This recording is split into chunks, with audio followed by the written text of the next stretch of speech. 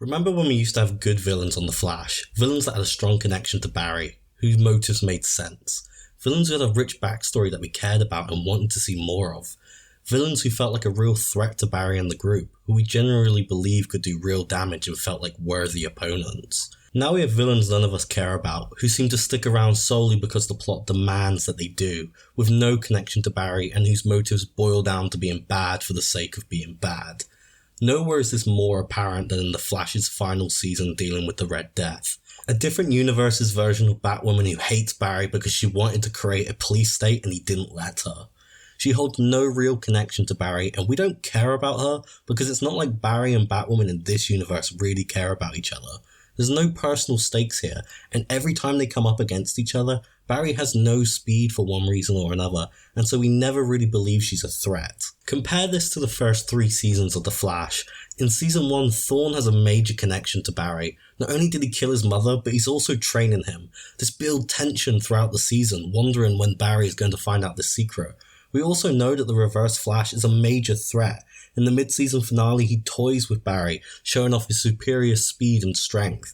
He's a compelling villain we want to see more of, whose backstory is fleshed out and we understand his motives for everything that he does. The same can be said for Season 2 of Zoom. We hear about Zoom in Episode 2 and he's already a compelling threat for Jay Garrick. On top of this, when we actually see Barry fight Zoom, Zoom breaks Barry's frickin' back and parades him around the entire city.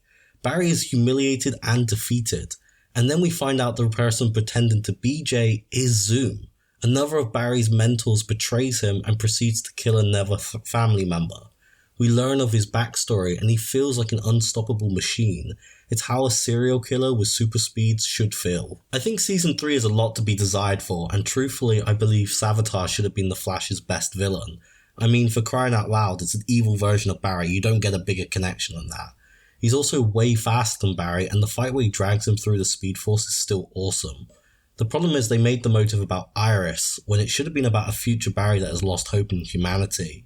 Heck, in the comics, Barry gets a Blue Lantern ring because of his belief in and ability to inspire hope. So imagine a Barry that has no hope and wishes to get rid of everyone else's hope. Even so, it was a villain we cared about, and we genuinely believed he was a powerful antagonist to Barry. Compare those villains to the ones we have now. Can you tell me what the motives were for the villains in Season 6, 7 or 8? Truthfully, I can't even remember which villains were in which season. I had to look it up to remind myself. BT dubs, it's Mirror Monarch, Godspeed and Reverse Flash. Sort of. Season 8 is bad. It's not hard to see the downfall of the Flash. A hero is only as good as its villain, and the Flash has some pretty terrible villains in the last few years, and this trend continues with Season 9 and the Red Death. But what if we rewrote the Red Death?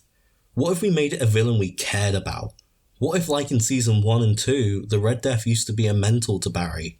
In fact, not just any mentor. What if the Red Death was the entire reason Barry put on the suit in the first place?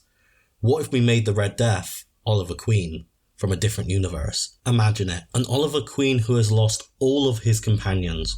Roy, Thea, Diggle, Felicity. What if in that universe Oliver's rogues kept killing the people he cared about and he could not stop them? When he asks Barry for help to kill the rogues, Barry refuses, feeling Oliver is wanting to go too far. Oliver captures Barry and straps him to the back of a motorbike that's been modified with some timey-wimey cosmic treadmill nonsense and drives him into the Speed Force, merging them together. Now I know in the comments it's Batman that becomes the Red Death, and I think that's why they went with Batwoman. But the truth is, hardly anyone cares or watches Batwoman, whereas tons of people watched Arrow and gave a crap about Oliver Queen. Oliver is the entire reason the Arrowverse started, and making him integral to the final season of The Flash, and as such the Arrowverse, could have drawn in so many fans back to the show and given us a reason to already be emotionally invested. By doing this, we could have had a villain with an actually compelling backstory. He would have felt like a threat having both Oliver's cunning and Barry's speed. It would have forced Barry to recruit the other speedsters we've seen throughout the series run. Additionally, Barry would have had a connection to Oliver. You could have had Barry believe and hope he can change him back to Oliver he knows. The Oliver that was his best friend. The Oliver that believed in Barry to be a beacon of hope. Only for that belief to get Barry's friends killed, and Barry then having to make the ultimate decision to kill the one person that was his biggest hero. The best villains in The Flash have shown Barry new ways to use his powers. Having Oliver use Barry's powers in new ways would have made the show feel like it used to, and having Oliver win a few fights would have ramped up the tension for the final season. Villains are supposed to be fun. We're supposed to care about the villains because only by caring about them do we want our heroes to win. Instead, what we've got is a boring, anticlimactic villains we care nothing about. It feels like the writers checked out long ago, the show has rolled down the proverbial hill, and now we're just all waiting for the ball to stop.